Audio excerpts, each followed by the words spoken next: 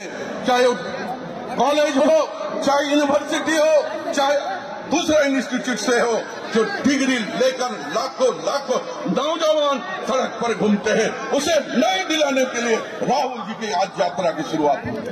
वही से किसानों को, जो हमारे किसान भाई जो है अपने खून को पसीना बहाते मिट्टी में, तब वो खामे अनाज उत्पादन अनाज देते हैं, अन्नदाता हम कहते हैं, उनकी बातों को सुना नहीं जाता है। उसी के लिए आज नई यात्रा की शुरुआत किया गया है। आज महिलाओं के लिए जो उत्पन्न हो रहा है, जो उनके साथ बदसलूकी हो रहा है, वैसे महिलाओं के लिए न्याय मिलना चाहिए। दोस्तों, आप लोगों ने इस मंच पर, इस क्षेत्र में, इस प्रमंडल में मुझे बहुत सुना है। मैं 2-4 शब्द कहकर मैं अपनी बातों को समाप्त करना चाहेंगे। आप जिनको सुनने के लिए और देखने के लिए दिन भर बता है, आज हमारे बीच में आदरणीय राहुल जी आपके समझ में खड़े हैं।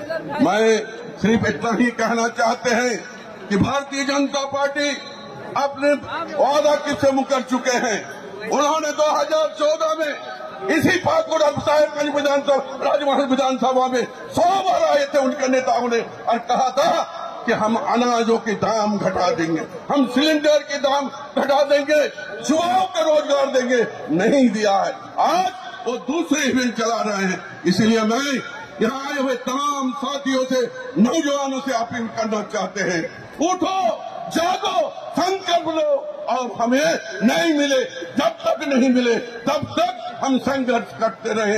राहुल जी, हम लोग आपके साथ हैं, इस क्षेत्र के लोग हैं, इस क्षेत्र के युवा हैं, हम आगे बढ़ते जाएंगे। आपकी प्रेरणा, आपके राह पर चलकर हर एक बूंद खून हम लोग निकालेंगे। यही वादा करके मैं यहाँ आए हुए तमाम भाइयों बहनों नौजवान साथियों को मैं दिल से शुक्रिया अदा करते हैं। और मुझे उम्मीद है आज संकल्प लेने की समय है कि हम न्याय के लिए लड़ते रहेंगे जब तक हमारी शरीर में खून की बूंद रहेगी, तब तक लड़ेंगे।